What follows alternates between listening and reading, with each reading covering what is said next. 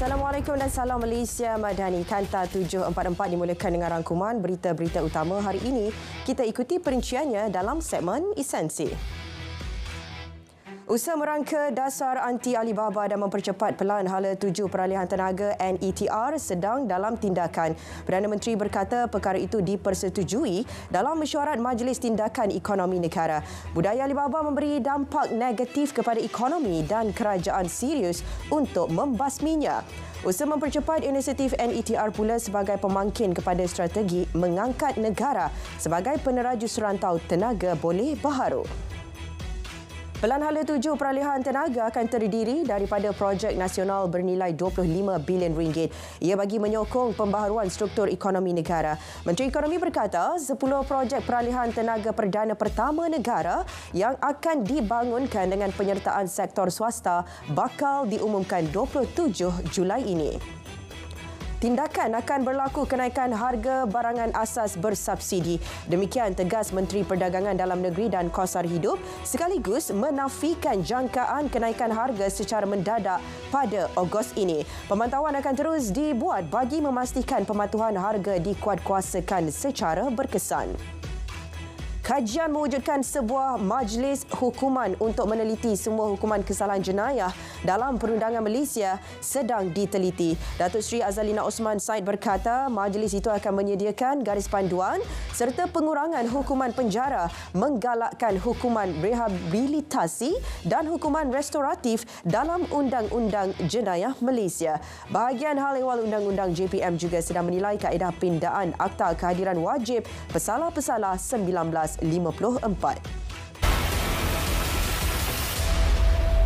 Laporan lengkap berkenaan tragedi tanah runtuh di Batan Kali telah siap namun masih belum dibentangkan kepada jemaah menteri. Menurut Menteri Kerja Raya, pihaknya masih menunggu ulasan daripada Kerajaan Negeri Selangor dan beliau berharap ia dapat diselesaikan segera bagi membolehkan tindakan lanjut diambil. Keputusan peperiksaan STPM 2022 akan dikeluarkan Khamis ini. Majlis Peperiksaan Malaysia memaklumkan keputusan boleh diperolehi dari sekolah masing-masing atau secara dalam talian mulai 11.30 pagi. Seramai 41,701 calon telah menduduki peperiksaan itu tahun lalu di seluruh negara. Selangor terima peruntukan 8.24 juta ringgit bagi menaik taraf dan menyelenggara infrastruktur awam. Menteri KPKT berkata peruntukan membabitkan 6 buah projek itu akan disalur melalui Majlis Perbandaran Kajang dan Majlis Bandaraya Subang Jaya. Ia bagi memastikan perkhidmatan dan fokus kementerian terhadap kesejahteraan rakyat dapat terus dipertingkat. 74 sekolah jenis kebangsaan Cina di Pulau Pinang menerima peruntukan 3.7 juta ringgit bagi tujuan penyelenggaraan. Daripada jumlah berkenaan, setiap sekolah berstatus bantuan kerajaan SBK akan menerima RM50,000. Timbalan menterinya berkata bantuan akan disalurkan kepada lembaga pengelola sekolah dalam tempoh terdekat. Program Usahawan Putra sedia latihan buat bakal pesara dan veteran ATM. Timbalan Menteri Pertahanan berkata program merupakan kerjasama perhebat dengan Universiti Putra Malaysia. Peserta boleh ikuti latihan dan bimbingan berstruktur khusus dalam bidang pertanian untuk tempoh 3 hingga 5 bulan. Ia meliputi latihan tanaman, ternakan dan perikanan. Majlis Makan Malam mengalu-alukan negara anggota yang menyertai mesyuarat Organisasi Pelancongan Kebangsaan ASEAN ke-58 sedang berlangsung di Putrajaya. Kita ikuti perincian bersama wartawan Hairun Afandi di lokasi. Silakan.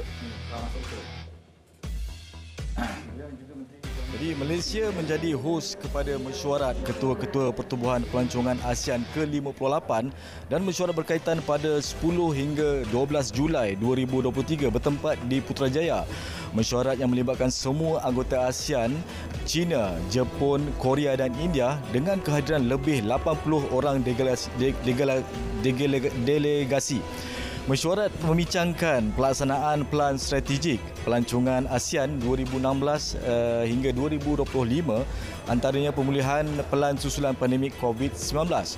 Jadi peluang kerjasama ASEAN, kerjasama negara rakan dialog seperti China, India, Jepun dan Korea dalam bidang pelancongan. Jadi program 3 hari ini turut melibatkan lawatan teknikal ke Genting Highland, Lemuni dan Kompleks Kraft di Kuala Lumpur. Jadi malam ini jika dilihat adalah diadakan majlis makan malam yang dihoskan oleh Motek sendiri dan kehadiran yang berhormat Timbalan Menteri Pelancongan untuk mengalu-alukan kehadiran delegasi di Malaysia. Jadi sikit saja setakat ini berita dari Putrajaya. Kembali kepada Dian. Baik, terima kasih Hasrul. Amalan wasatiyah dalam ketokohan Syekh Dr. Yusuf Al-Qaradawi patut dijadikan rujukan pemikiran baharu. Jelas Perdana Menteri, amalan tersebut harus diteroka agar generasi muda dapat mempelopori pemikiran dan semangat dalam menimba ilmu. Kupasan ilmiah ulama tersohor Yusuf Al-Qaradawi sangat memberi kesan dalam aspek kehidupan dan ekonomi. Hindar sebar berita palsu terutamanya kepada ahli politik menjelang PRU DUN ke-15 di 6 negeri. Timbalan Menteri Komunikasi dan Digital berkata pada kebiasaannya menjelang pilihan raya, banyak berita tidak tepat dan tidak benar atau berita palsu akan timbul. Dalam pada itu katanya, rakyat Malaysia boleh membantu memerangi penyebaran berita palsu bagi mengekalkan semangat perpaduan di negara ini. Parti Amanah dijangka bertanding lebih 30 kerusi Dewan Undangan Negeri pada PRU DUN Ogos ini. Timbalan Presidennya Datuk Seri Salahuddin Ayub berkata, Amanah akan bertanding 9 kerusi DUN Selangor, 7 di Kelantan dan 3 di Negeri Sembilan. Manakala di Terengganu mungkin bertanding 3 atau 4 kerusi dan Kedah 7 atau 8 kerusi. Seiring peredaran masa dan teknologi, RTM telah mula menggunakan kecerdasan buatan atau AI dalam menambah baik kualiti penyampaian. Menurut Ketua Pengarah Penyiaran, pengadaptasian AI turut membolehkan para wartawan menambah nilai kepada karya masing-masing. Bergerak ke hadapan, adaptasi ini turut melatih semula petugas agar terus kekal relevan. Hujan lebat lebih 2 jam dan air pasang mengakibatkan beberapa rumah di Kampung Serkat Pontian dinaiki air. Bagaimanapun, Sekretariat Jawatan Kuasa Pengurusan Bencana Daerah menerusi kenyataan berkata tiada keperluan untuk membuka pusat perlindungan sementara. Ia memandangkan paras air mula turun. Pemilik bengkel kenderaan maut manakala pekerjanya melecur dan patah kaki dalam kejadian kebakaran bengkelnya.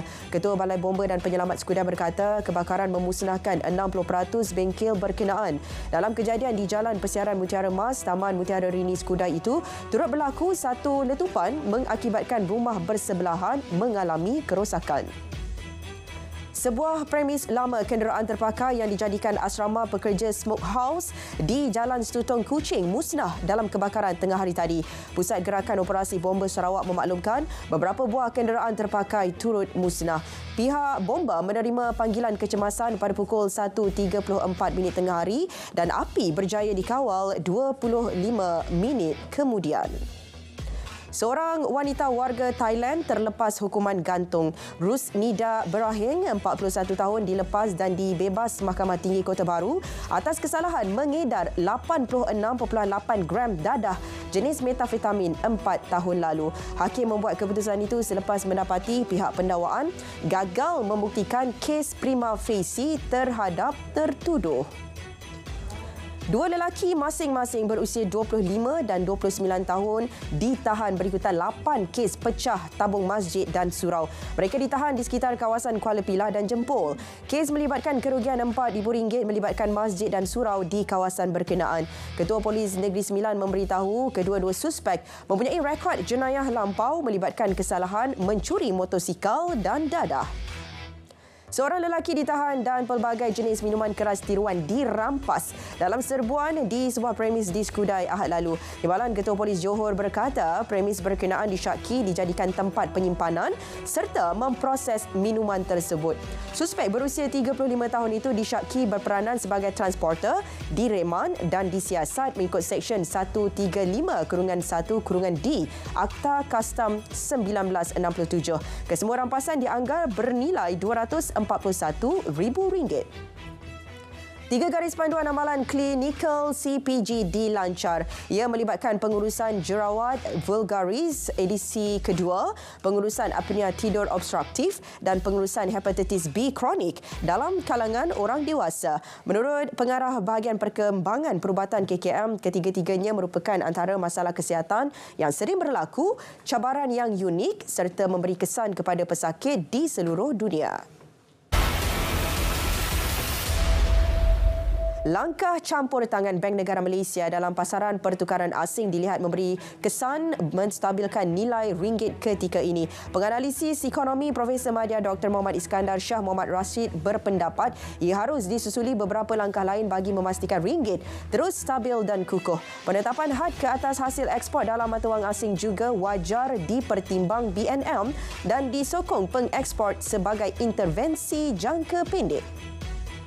Kemajuan teknologi bantu menurunkan harga kenderaan elektrik EV yang dianggap mahal ketika ini.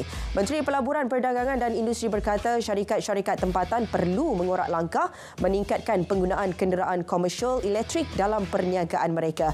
Ia bagi mencapai matlamat pelepasan karbon sifar bersih menjelang 2050. MITI turut komited menyokong pelabur dan bakal pelabur dengan mewujudkan pertumbuhan ekosistem bernilai tinggi. Susulan penguatkuasaan standard mandatori mengenai harga capaian MSAP, pengurangan harga runcit perkhidmatan jalur lebar dilaksana selepas perjanjian capaian di muktamad antara pihak penyedia perkhidmatan. MCMC memaklumkan ketika ini kebanyakan penyedia perkhidmatan sudah atau sedang dalam proses menerbitkan Reference Access Offer RAO. Rundingan perjanjian capaian akan bermula berdasarkan RAO diterbitkan dan dijangka dimuktamadkan menjelang akhir September ini. Prototipe dibangunkan pemenang hackathon anti penggubahan wang haram dan pencegahan pembiayaan keganasan BNM 2023 mampu atasi jenayah kewangan. Timbalan Gabenor BNM menyeru institusi kewangan, badan pengawal selia serta agensi penguatkuasaan undang-undang meneroka kesemua inovasi tersebut. Kumpulan R-Mates dari Malaysia menjuarai hackathon bagi kategori sektor swasta. Kategori sektor awam dimenangi Verifier dari Australia dan Coder X dari Singapura, Johan kategori terbuka. Indeks harga seunit bagi beberapa bahan binaan di kawasan terpilih tunjuk penurunan pada Jun berbanding Mei 2023. Ia melibatkan bahan besi, keluli dan logam dengan kadar penurunan antara 0.3% ke 2.3%. Penurunan bagi bahan besi melibatkan hampir semua kawasan semenanjung Malaysia dan Sabah. Manakala keluli dan logam melibatkan kawasan di seluruh negara. Penyusutan itu seiring senario penurunan harga besi dan bijih besi di peringkat global. Tiada pindaan dirancang untuk pengeluaran penuh umur 55 dan 60 tahun melibatkan pencarum semasa KWSP. Ini bermakna jelas Ketua Pegawai Strategi KWSP cadangan pengeluaran mandatori secara bulanan itu hanya melibatkan ahli baharu yang lahir atau selepas 2010. Cadangan tersebut sedang diteliti dan KWSP beri jaminan sebarang keputusan mengenainya akan dipertimbang dengan teliti mengambil kira kepentingan masa depan ahli. Mesyuarat Menteri-Menteri Luar ASEAN ke-56 yang berlangsung di Jakarta membuka tirainya. Menteri Luar Indonesia menerusi ucapan pembukaan menggesa agar rantau ini terus bebas daripada senjata nuklear. Ucapan itu disusuli dengan mesyuarat Suruhanjaya Kawasan Bebas Senjata Nuklear Asia Tenggara. Mesyuarat tahunan ini berlangsung di tengah-tengah tekanan krisis politik Myanmar dan ketegangan Laut Cina Selatan. ASEAN juga akan mengadakan sidang kemuncak Asia Timur dan Forum Serantau ASEAN. 6 maut selepas bahagian barat Laut Jepun berdepan hujan lebat dalam tempoh beberapa hari. Selain paras air sungai melimpah, ia turut menyebabkan permukaan tanah menjadi lembut sekaligus membawa kepada kejadian tanah runtuh. Setakat ini, 3 orang masih dilaporkan hilang. Di Karatsu, penyelamat termasuk anggota tentera bertungkus lumus mencari penduduk yang dilaporkan hilang akibat tanah runtuh. Sementara itu di California, Amerika Syarikat, 12 rumah mewah yang dibina di lereng bukit terjejas akibat tanah runtuh. Kejadian berlaku pada Sabtu menyebabkan struktur rumah runtuh selain memaksa penghuninya berpindah. Ini kerana menurut pihak berkuasa masih terdapat pergerakan tanah di kawasan perumahan berkenaan yang terletak di Rolling Hills. Bagaimanapun sehingga Isnin punca kejadian tanah runtuh belum lagi dikenal pasti selain tiada laporan kecederaan diterima.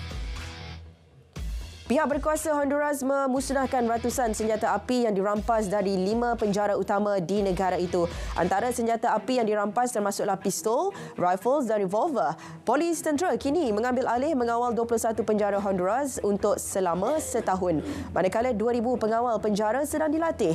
Ia susulan berlakunya pergaduhan antara dua kumpulan penjenayah di penjara wanita pada bulan lepas yang menyaksikan 46 maut. Kanta 744 berakhir di sini. Menyusul selepas ini berita perdana bersama Azam Husin dan Farhatul Aisyati Osman untuk paparan lebih komprehensif. Malaysia Madani, tekad perpaduan penuhi harapan.